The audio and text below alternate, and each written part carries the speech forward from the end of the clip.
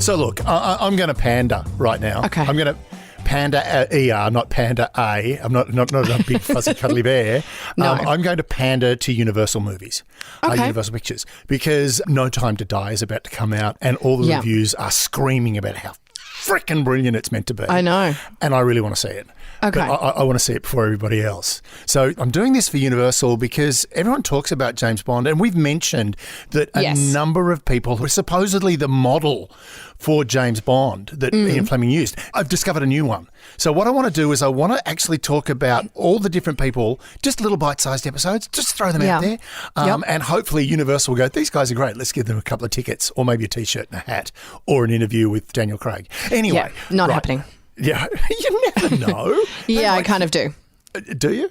Yeah. You've tried. Anyway, look, I'm the power of positive thinking. Okay. So let's talk about the guy that is regarded as possibly the greatest spy in the history of the world. Okay. This is a guy who changed World War II. Wow. We're talking about a German by the name of William Sorge. This, kind of got Bondish tendencies in the name. I mean, the name is Sorge, William Sorge, or Sorge, Bill Sorge, right? So William Sorge was born in 1895, October 4. That's the other reason I'm doing it. It's his birthday around this time. Right. So he was born in Baku, which is now Azerbaijan, but at the time was the Russian Empire, and he was born to the son of a German father and a Russian mother. Now, he, of course, they wound up back in Germany. He joined the army, went to World War I, got wounded 3 times, won the Iron Cross, and became exceptionally disillusioned with what was going on in Germany, and joined the Communist Party. Go figure. The big difference. He joined the Communist Party, was very active as a communist, and then finally realised, I don't want to be in Germany as a communist. And he'd made a few contacts with the Soviet Union, the new Soviet Union, the brand new, spanking, shiny new Soviet Union. Yep. He'd read Marx and Engels. He knew about Lenin. It was all cool. And he'd actually had contact with them when a Soviet delegation went to Germany. He looked after them.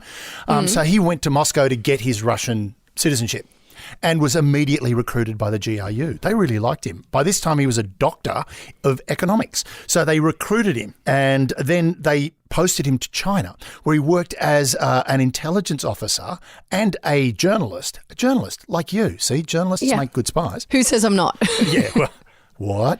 Anyway, he worked as a journalist and became the foremost authority on China. Yep. And while he was there, he made a lot of inroads with Japanese journalists and Japanese diplomats.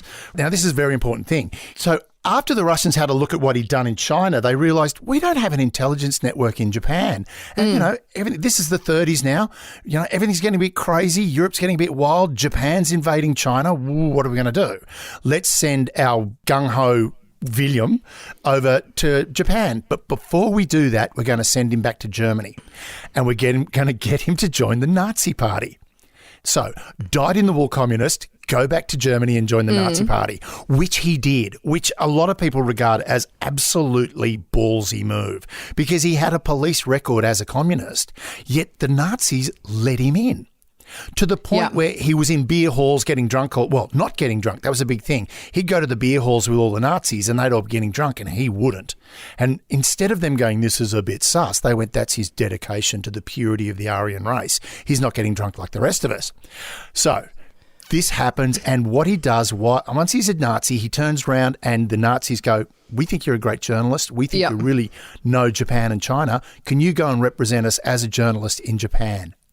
Bingo, he's in. So not only is he spying on the Japanese, he's also spying on the Germans. Now, he was a very popular guy at the embassy, dyed-in-the-wool Nazi. He was actually regarded as a Soviet-hating Nazi. So what they did is they turned around and just gave him whatever he wanted, including, and this is a really big one, he got the troop disposition and potential date for Operation Barbarossa. Do you know what Operation Barbarossa is? No, tell me. It was the German invasion of the Soviet Union. I didn't even know that happened. Oh, yeah. Oh, yeah. You've seen the movie Enemy at the Gates, the whole thing with Jude Law as a sniper in Stalingrad? No. Oh, I don't watch war movies. I don't like war movies because war movies are based on real life, and I don't really want. If I want to watch a movie, I want it to be fiction. Harry Potter. Apart from Harry Potter, I won't watch Harry Potter. Star Wars? So into Star Wars. Oh, really? Yes, of course. Star Trek? I love Star Trek. I am a real Trekkie. I love the last 3 Star Trek movies have been amazing. Oh, yes. Star Wars is so good. The Mandalorian on Disney Plus, so good. Also Disney Plus, if you want to sponsor us, feel free. Throw us some cash. Throw us some cash. But the Mandalorian has a lot of spying going on, I believe. See, look, I like all those things, but war movies, no. I remember watching Saving Private Ryan at the cinema, and that first 5 minutes, that opening scene was horrific. Horrific. I'll agree with that. That is an horrendous start to a movie. Terrible. But let's get back to William. And everyone dies in the war movies, just throwing it out there. Everyone dies. Everyone dies. It's a war. And horrifically. Like, it's not just like really easy, like you get blown up. No, you get like gutted and like it's terrible. It's terrible. Yes.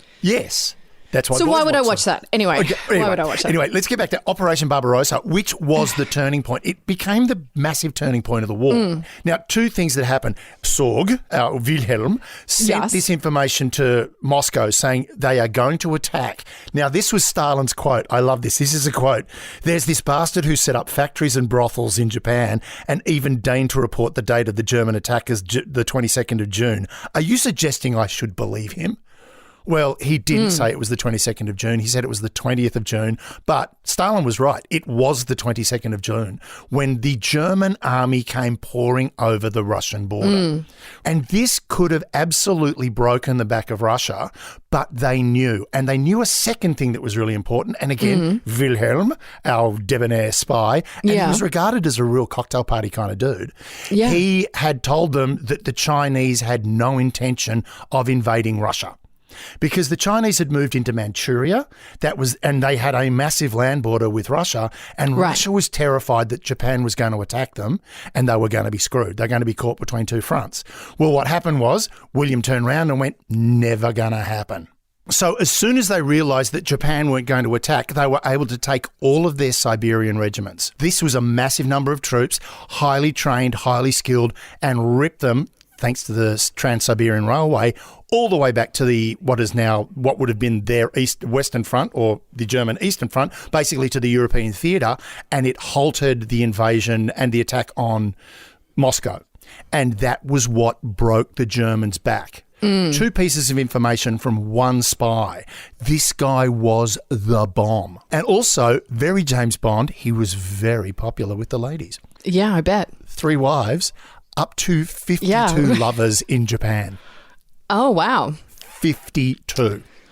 Also, liked to ride a motorcycle extremely fast to the point where he kept having accidents because despite his thing with the Nazis where I'm not going to drink, when he got to Japan, oh my God, did he hit the pub. He was consistently drunk all the time. And this led to his downfall. Essentially, the Japanese were picking up his radio traffic. There were signals coming out of Japan. It was all one-time pad coded, so it was all gobbledygook, but they started narrowing the focus. The Germans started to suspect him, though he did discover that the Germans were suspecting him for the wrong reason. They thought he was spying on them for the Japanese. Nobody realised he was a Soviet agent. And in fact, he worked it out by stealing the key from for the ambassador's residence from one of his lovers and breaking in to check the file on himself. Well, unfortunately, on the 15th or 14th of October in 1941, one of his informants was captured and interrogated. On the 18th of October 1941, he was arrested and then absolutely ripped apart by the Japanese because they thought he was a German spy. The Germans then turned around and went, dude, he's not working for us. He's working for us, but he's not working for us. And then it turned out he then confessed that he was a Soviet spy, always had been a Soviet spy, and utterly hated the Nazi Party, which is interesting because his farewell dinner when he left Germany to go to Japan, Goebbels attended the dinner. They loved him that much. So then what happened to him? November the 9th, 1944, he was hung by the neck in prison and then buried in a mass grave in the prison yard. Now, it wasn't until the 60s when the French made a movie called Who Are You, Mr. Sorge?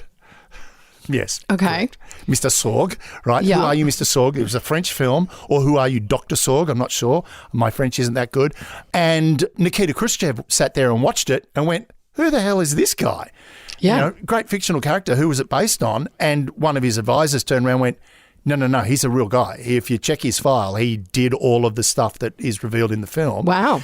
He was posthumously awarded a medal as a hero of the Soviet Union. His body was dug up and he is buried now in a grave in Tokyo, in the Tama Cemetery, where just a few days ago, a wreath was laid in honour of his service to the Soviet Union and the world, mind you, because just think, if the Soviet Union had collapsed and Nazi Germany had taken over the Soviet Union, we would be living in a man in the high castle kind of universe right now. I know. It's all very weird, isn't it?